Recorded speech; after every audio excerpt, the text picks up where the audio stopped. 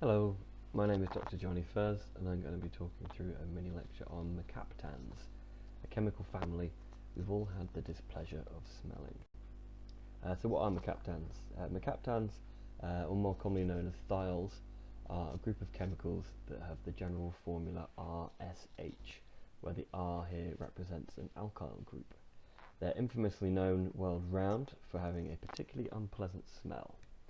You might recoil when you think of the sulphurous odours coming off of rotten eggs, which is hydrogen sulfide, and that's the simplest mercaptan. Rotting vegetable matter gives off methyl mercaptan, amongst other smells, which is particularly unpleasant. And if you've ever been near an angered skunk, you'll have smelt a whole assortment of different mercaptans. Mercaptans also form part of the smell you get when sautéing garlic in the kitchen, and one mercaptan in particular is what you whiff before a gas hob ignites. So the word mercaptan is derived from the Latin mercurium captanus, which means capturing mercury, because mercaptans are known to bind very strongly to mercury, and thiol, which is the more commonly used term for mercaptans, is a blend of the Greek for sulfur, theon, and the ol from alcohol, because mercaptans are the sulfur equivalent of alcohols, where the sulfur atom substitutes the oxygen atom, and they're often synthesized using an alcohol and hydrogen sulfide as the starting reagent to create the different thiols.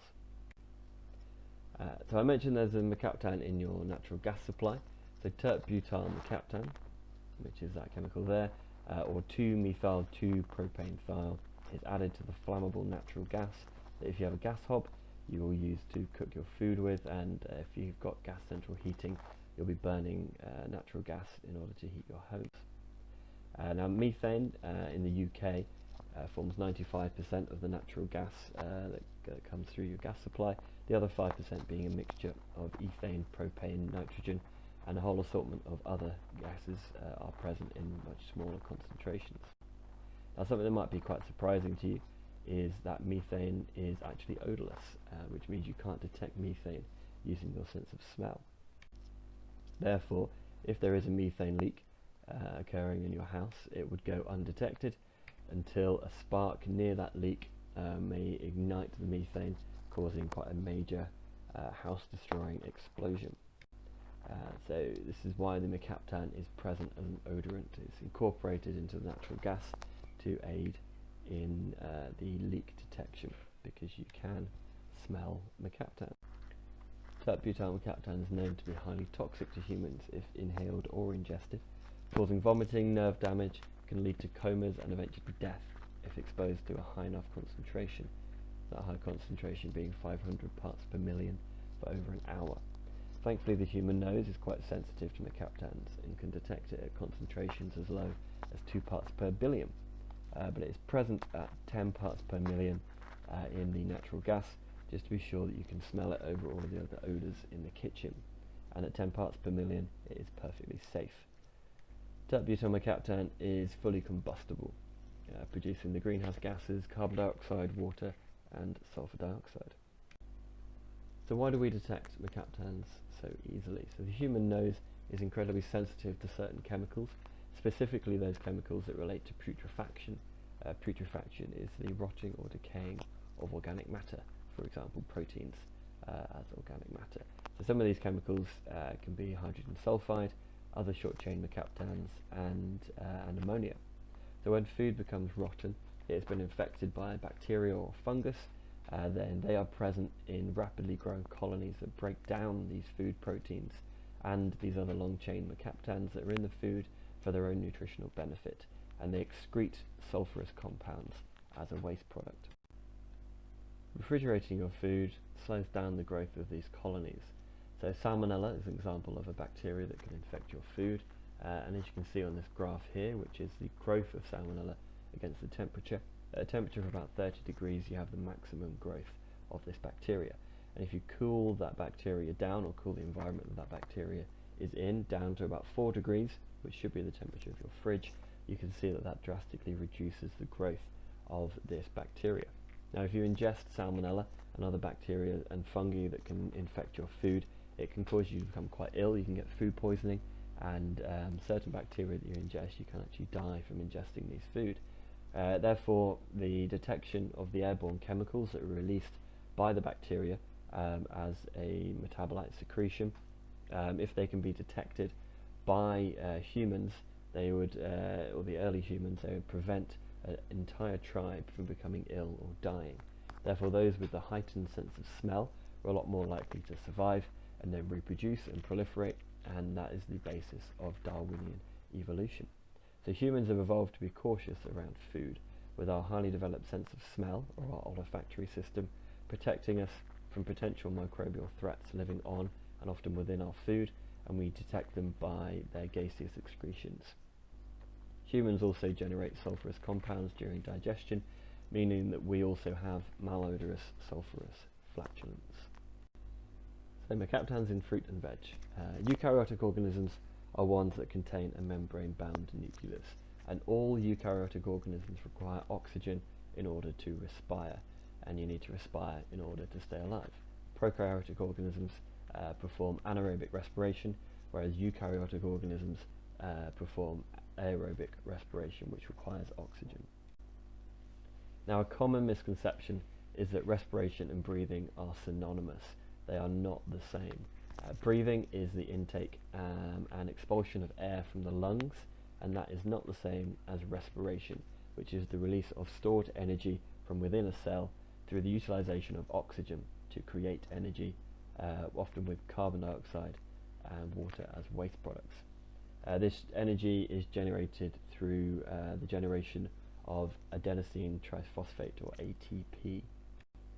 Now, all animals and plants respire, but only animals can breathe. Plants don't have lungs, therefore plants can't breathe, but plants do respire. Now, a lot of people think that plants don't respire because photosynthesis is always the chemical reaction that is focused on when talking about plants, but they do respire, but they also photosynthesize as well. Now, photosynthesis is the reaction that generates complex sugars for the energy storage within a plant cell, and respiration is therefore then the reaction that breaks down these sugars within the plant cell into usable energy, again via the generation of ATP. Now, no matter what some people think, humans can't photosynthesize, so please keep eating food. Oxygen, life and death. All animals and plants face an issue with there being oxygen present in their cells. Oxygen is a highly reactive species that leads to the generation of hydroxy-free radicals. Now, free radicals are atoms, molecules or ions that have a unpaired valence electron. So these hydroxy radicals, or OH radicals, are incredibly reactive because of this unpaired valence electron, and their reactivity is very non-specific towards most biomolecules within the cell. Now, oxidation within a cell via the OH radical can often cause DNA damage. Now, DNA bases such as thymine can become oxidized, which often leads to cellular senescence, or cell aging, and then eventually apoptosis, which is cell death. This therefore puts eukaryotic cells into a bit of a metabolism paradox. They require oxygen for survival because they need to respire, and for respiration you require oxygen, but at the same time this life-supplying oxygen also leads to the gradual death of the cell. Now, animals and plants have evolved to limit this oxidative stress by using antioxidants. This group of chemicals work together with enzymes to limit the negative effect that the hydroxy radicals and other oxidizing agents within a cell can have upon the cell. This occurs through reducing the hydroxy radical. Reduction is a gain in electrons, reducing their aging effect, and this increases the longevity of the cell and therefore the organism as a whole. Within plants, mercaptans play a key role as antioxidants by acting as an alternative reactant to be oxidized. This therefore limits the probability that the cell can become damaged, reduces the amount of DNA damage, and therefore increases the life of the cell. So this explains why there are mercaptans present within the fruit and vegetables. Now a little side note on superfoods. Superfoods are a myth. I know that might upset some people. For those of you who may not know, superfoods are supposedly incredibly high in nutritional value, often quite high in antioxidants, and as such are shipped all around the world for people to gorge on to try and ever so slightly increase their lifespan by combating the oxidative effects of oxygen and fighting diseases. Some people also take handfuls of antioxidant supplements for the same reason. Now sadly there's little to no scientific evidence that proves that this overconsumption of these superfoods or the antioxidant supplements has any kind of meaningful, statistically meaningful positive alteration to how your body functions and fights diseases, with the excess intake actually being shown to have a negative impact. Now some of the claimed superfoods also don't contain these supposedly highest levels of kind of vitamins and minerals and proteins and fibers and things as they claim to have. So yeah, unfortunately superfoods are a bit of a... I said there are some negative effects to the excess.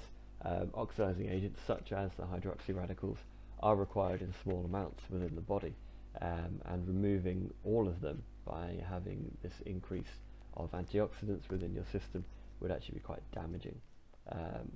It is much more beneficial to regularly eat an assortment of fruit and vegetables rather than kind of the excess of one or two. All of these different fruits and vegetables contain loads of different micronutrients and not solely the antioxidants, which people seem to focus on. So you've got all of these nutrients and you require this kind of assortment and this range of nutrients in order to stay healthy. It's much better than taking the antioxidants in a vast excess. So on the brighter side of things, some of these kind of so-called anti-aging creams have actually been clinically proven to reduce the signs of skin aging, which is shown through fewer wrinkles or blemishes over many years of use. You have to start at an early age. It's quite important to note that they're not actually reversing the aging effects that have already taken place on your face or whichever part of your body you decide to rub the anti-aging creams on.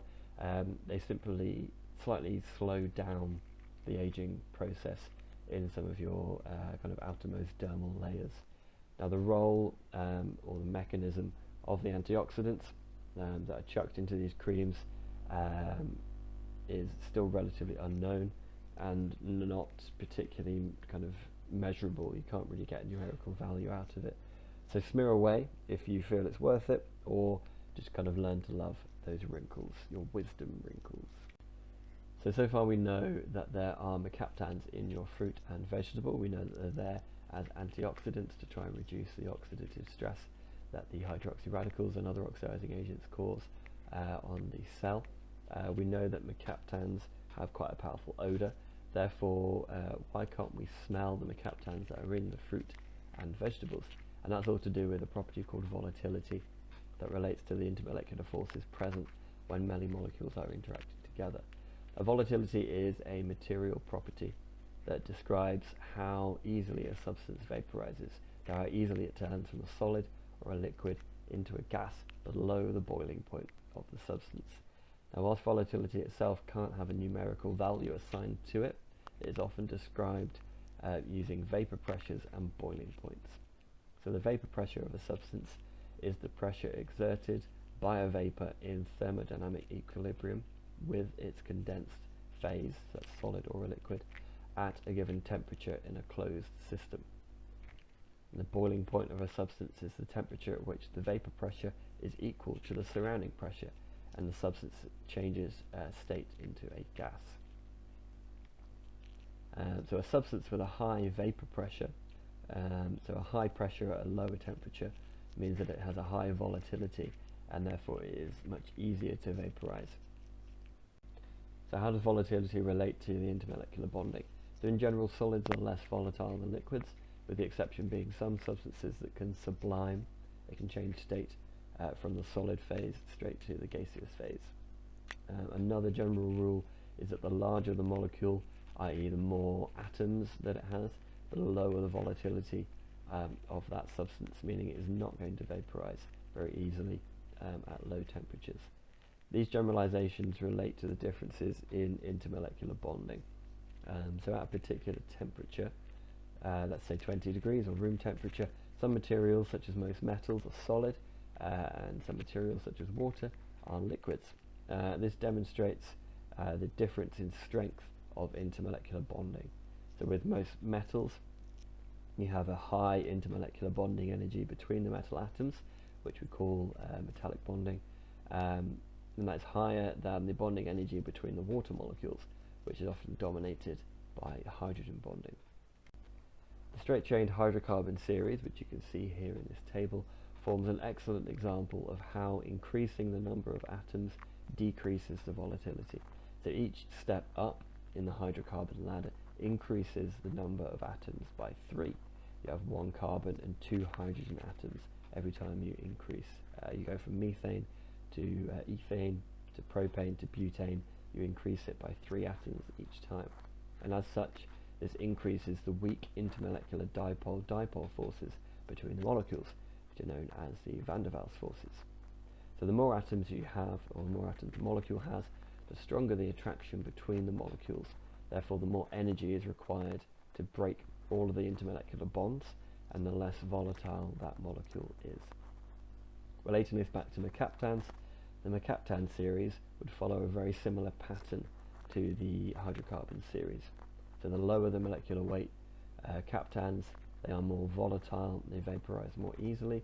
With a higher molecular weight mercaptans, you find within the plants, so therefore in your fruit and veg, these are not volatile, and therefore you can't smell them. Asparagus wheat. I'm sure some of you know by now that asparagus wheat can often have quite a pungent smell associated with it. Asparagus acid, also known as 1,2-dithiolane 4-carboxylic acid, is a chemical that, as far as we can tell, is unique to the asparagus plant, hence the apt colloquial name of this molecule. It is present within the outer layers of the asparagus plant and the asparagus vegetable to protect the plant from parasitic attack, the acid causing harm to those hungry parasites. Now, being of a high molecular weight, the asparagustic acid is not volatile, hence why you can't smell anything too foul before you cook the vegetable, before you eat the vegetable. You might think that upon cooking that the heat causes the molecule to break down into a lower molecular weight molecule, potentially a smelly molecule, and volatile sulfurous compounds. However, the asparagustic acid is resistant to break down at the temperatures usually used to cook the food. This therefore leaves the breakdown to the acids and flora within your gut. These highly concentrated acids and microbes break down the molecule into lower molecular weight metabolites, some of which are mercaptans, such as methyl mercaptan. Methyl mercaptan is of no nutritional value to your body, but it is taken into your blood during a very early stage of your digestion.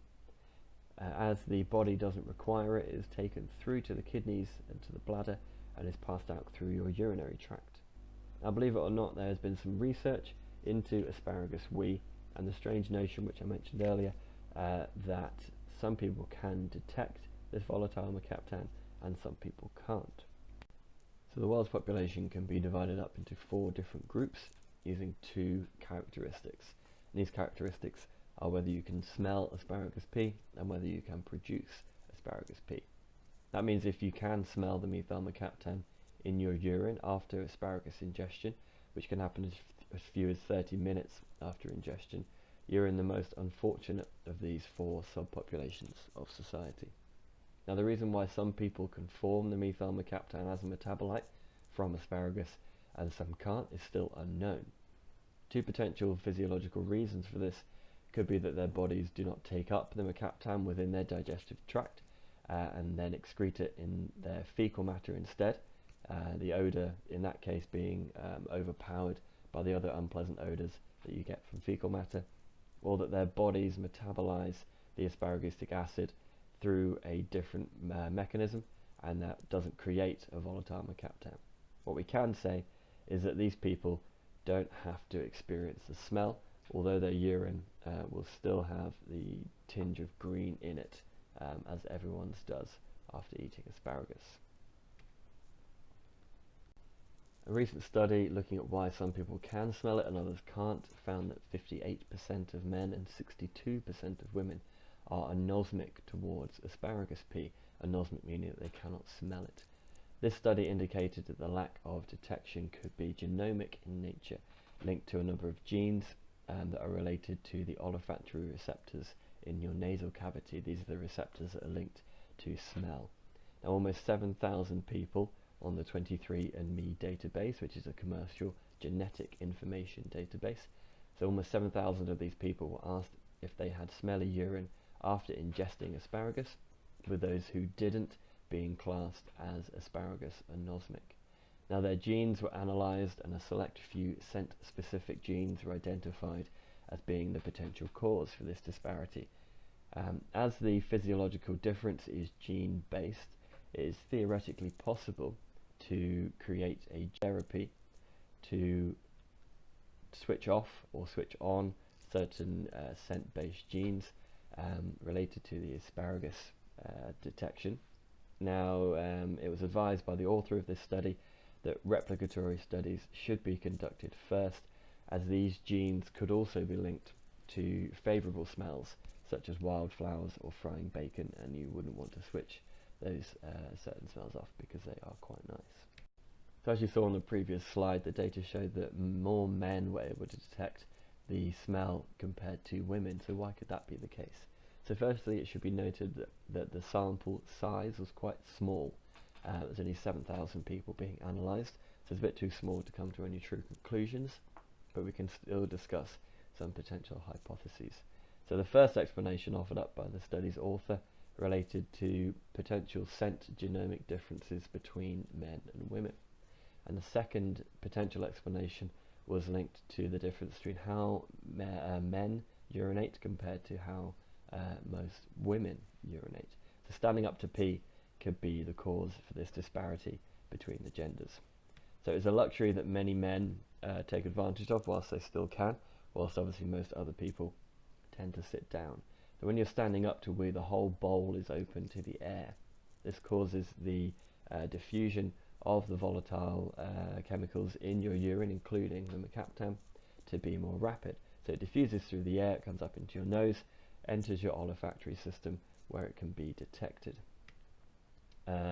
Obviously, if you're sat covering the bowl, the diffusion through the air is going to be a lot slower, so you are less likely to detect it whilst you are urinating.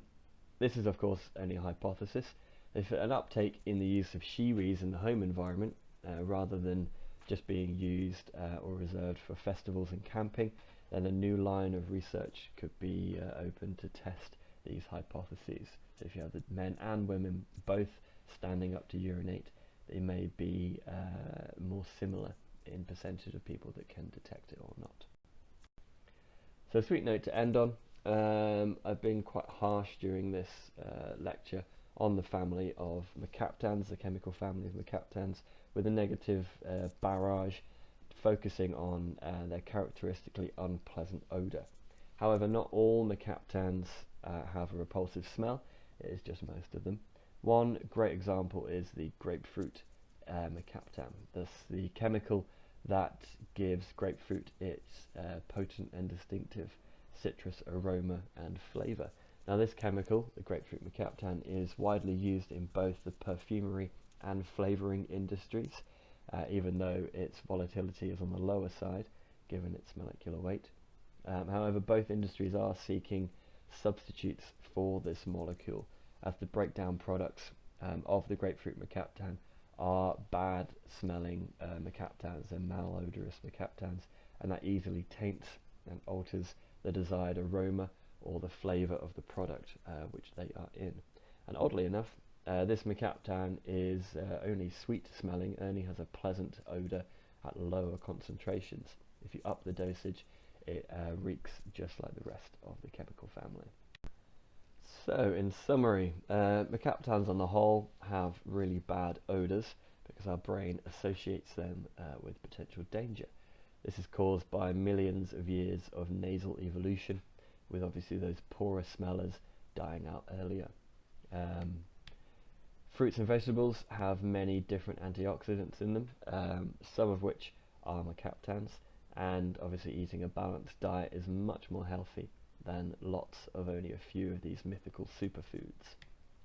Volatility is linked to the vapor pressure of a substance.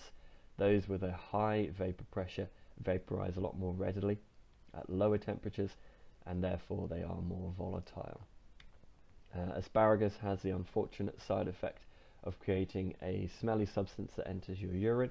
Although not everyone can smell this chemical or even create this chemical, the reason for which they can't smell it is linked to differences in their genes. There is an apparent difference between men and women and their ability to smell the asparagus wee, although some shiwi research could clear this topic up once and for all. And finally, not all mercaptans smell dreadful, it is just most of them. Thank you very much for listening to this lecture. I hope you've enjoyed it. I hope it's been a bit fun and informative, and I hope you enjoy the rest of your day. Thank you very much.